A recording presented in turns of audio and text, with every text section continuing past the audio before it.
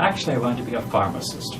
I was absolutely intrigued with our local drugstore. It seemed to have everything that anyone could want. It had medications, it had candy, it had a soda fountain, it had magazines. That's what I wanted to be. It wasn't until Rod's final semester at SDSU that he chose to pursue a career as a physician. From that point forward, Rod Parry dedicated his life to improving medicine and medical education in South Dakota and beyond. So 5 months before the start of the school year, I applied to medical school and got in. Couldn't do it nowadays, but back then it was possible. While in class at the University of South Dakota School of Medicine, Rod exhibited traits that gained the admiration of teachers and peers alike, and would serve him well throughout his career. Well, my impression of him were that he was a very diligent student, and he was, however, rather quiet, but very studious and hardworking. By the time he returned to South Dakota, Rod already boasted a distinguished background. He made a name for himself by bringing innovative treatments to the area, and he became one of the region's leaders in pulmonary medicine. Here's a gentleman who could go anywhere. Matter of fact, had been trained elsewhere and decided to come back to the state in which he was born and in which he was raised, and that told me a lot about him as an individual. When Rod Parry joined the Sioux Falls medical community, we were just another dusty cow town providing okay medical care. But thanks to him and a whole lot of other great physicians who joined about that same time, we saw the Sioux Falls medical community expand and grow. Certainly his clinical skills as a pulmonologist stand out, and especially in the fact that we were both building. Both programs were building, and it was an exciting time in Sioux Falls when lots of subspecialists were coming back, and so he added to that. But with Dr. Parry, you knew that if he went to a conference or saw something in a journal article, if he mentioned that in the morning, you better spend the rest of the morning figuring out how to do it, because he was going to order it in the afternoon. The biggest thing, I think, was just his passion for his job, for his life. I've always admired his work ethic and the fact that he was very committed, be it to the family, to the extended family, to his work, his patients. I think that's an admirable quality and one I've always appreciated. When Dr. Parry was around, change was going to happen, and we were going to see better care for our patients. He had an innate understanding that effective management, whether of a disease or of the people he led, began with honesty and open ears. Rod always understood helping his colleagues reach new heights often meant lifting them up in creative ways. I very much want to hear what people are saying and see how they respond to conversation. And I think by doing that, that allows one to develop collaboration, and through collaboration, I think great things can happen. And I think all of us experienced that, where he listened to others as he was making his decisions, but it was very much collaborative. Because he would walk into a room saying, people, people, people. So when you say, is he a people person? Yeah, those were the first words out of his mouth. Dr. Parry was so easy to go to with any questions that I had, and he had just a relaxed style. And he would tell it like it is. And a lot of physicians, I don't know, for whatever reason, don't do that. And I think patients really appreciate that. And when he tells somebody to stop smoking or you're going to die, I would think that made a lasting impression. I'm sure there's lots of people around yet today that quit smoking because he was so emphatic. I love the fact he can roll with the punches. There's almost nobody that can take a criticism or a jab or an offhand comment and turn it back in a way that's both friendly but very insightful. He always gives another perspective. He has a big picture view. One of Dr. Parry's real strengths, I feel, can be exemplified by my second week, I think, in taking this job. And he came up to me and said, Tim, I represent the School of Medicine at the South Dakota State Medical Association meeting, and I can't make it. And could you go there in my stead? And an interesting thing happened. All of a sudden, I became more and more involved in the Medical Association to the point that now I'm on the executive committee and am quite active. To this day, I don't know, but I suspect that he may have had a plan in mind. Impressively, Rod built an academic career of equal stature to his medical career. As a teacher and later an administrator, he engaged his students and colleagues on a personal level and brought out the best in them as they pursued their mutual goals. And the chair of internal medicine, Robert Talley, was looking for someone to be involved in pulmonary medicine, so he sent letters. One of the letters came to the Mayo Clinic, and one of my faculty members suggested that I should consider doing this. It was the job that I took. It's the job I kept my entire career. Here was a well-trained pulmonologist. The Mayo Clinic certainly has a great reputation, and I remember Dr. Parry Rod used to always poke fun at it by calling it the world-famous Mayo Clinic whenever he discussed it. I think it was, an individual who was willing to take some risks and interested, and he certainly had impressed me as his commitment to South Dakota. It was clear that he was not there because he had to be, because it was part of his job. He was there because he wanted to instill in his students a passion for taking care of people and to do it the right way. Rod oversaw unprecedented change at the School of Medicine. From the construction of the new Lee Medical Building and class size expansion to curricular updates, building new partnerships and fundraising, he led the charge on all fronts, though the role of leader often ran counter to his introverted nature. I'm actually a shy farm kid, and so this is very difficult to be in a leadership position and have people expect solutions and expect leadership. So some days I go home tired and I have to recharge.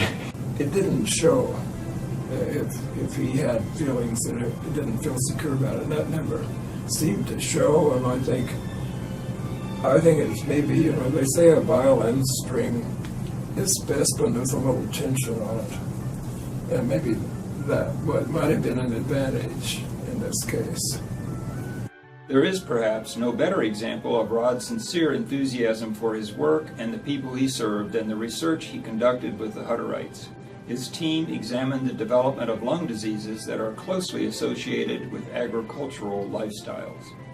We talked over beer at the meeting and said, okay, there's this grant we can write for the American Lung Association. We had 3 weeks to write the grant. But we got that grant and then worked in that area for over 5 years. Rod's ease with people and straightforwardness, along with his farming background, helped to endear him to the people of the colonies. From scientific beginnings blossomed lifelong friendships. He really immersed himself into that. I mean, he went so far as to grow a beard for a while. And I think that was a very big plus because it encouraged the people there to engage with us. All our people at Old Lake Colony really liked him. And he's one of the few that came to our weddings. He came out and stayed overnight at my house, and I stayed overnight at his house. And it's unbelievable when we talked about issues and problems that he talked about. I talked about the colony problems and everything. It was the same. We had actually had the same challenges, and we visited on the phone sometimes half an hour, just to discuss with each other.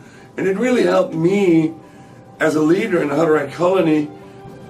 It was his appreciation of people that helped us succeed.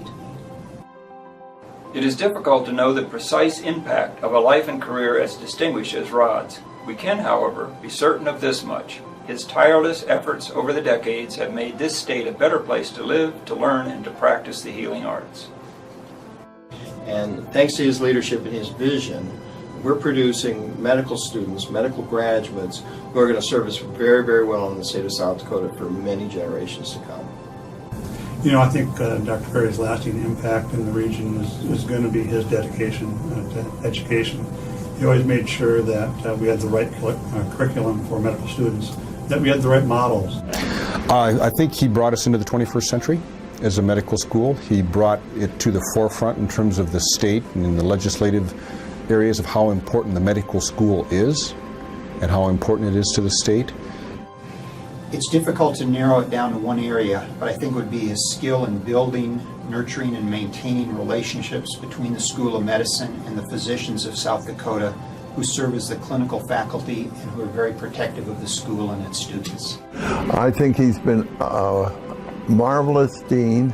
I think he was excellent as a practicing physician, and he's a wonderful representative of medicine. He stands as an example of what everybody would say, if you can be half as good a physician as this gentleman is, you'll be wonderful. And as difficult as it is to quantify the scope of Rod's legacy, it is even more challenging to anticipate how he will apply his boundless energy during his retirement. I'm not really sure. I can't imagine that bundle of energy just slowing down and stopping. Dr. Parry's retirement. I hope he's growing some flowers. I'm sure he'll be doing that gardening, traveling, enjoying his grandchildren, his children, and of course his wonderful wife, Ruth. So he's always been such a busy bee. I don't know how I will slow him down. I think he might travel. Maybe he'll come out to Oakland more often to see us. I'm anxious to see how he will survive.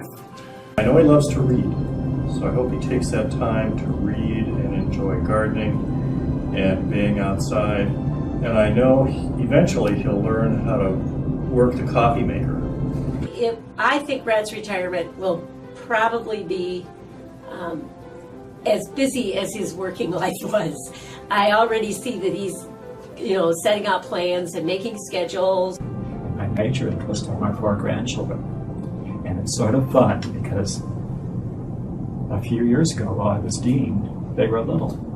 And now they're not so little. And so it's going to be very important that I have opportunities to be available. As for Rod, he says he plans to remain a resource for the School of Medicine. I would drink a cup of coffee. I'll talk. I might read USA Today. And I'll listen. Regardless of what you choose to do, Rod, know you have enriched the life of all of us with your skill, your honesty, and your hard work. Healthcare and medical education in South Dakota will not be the same without you. Thank you for all that you have done for all of us. Thanks for teaching me everything that you did teach me. It was great working with you. And thank you very much on behalf of your colleagues across the United States, the academic leaders, the Council of Deans, for all that you have done for medicine, for our profession, and for the state of South Dakota. May God bless you, Dr. Parry, and Ruth with a long and joy-filled retirement. Thanks for the memories. Dr. Parry, on behalf of the entire AmeriHealth family, we want to thank you for a wonderful career and your outstanding service as Dean of the Medical School. We are going to miss you greatly. Thank you for everything you've done. Dr. Parry, I want to thank you for your years of service, for our friendship. I'm going to get a little choked up here, but I consider you a good friend and a mentor. Dr. Parry, thanks for being a mentor and a friend to me. Well, I really want to thank Dr. Parry for all that he's done for us, for me and my family. At the time when I was diagnosed with cancer, he came into my room at 6 o'clock in the morning, and he was crying just like I was crying. Sorry about that, but he really helped me through. He got me into Mayo Clinic, 1, 2, 3, went all the way through. I must say he's the closest friend that I have in the outside world. Thank you, Rod and Ruth.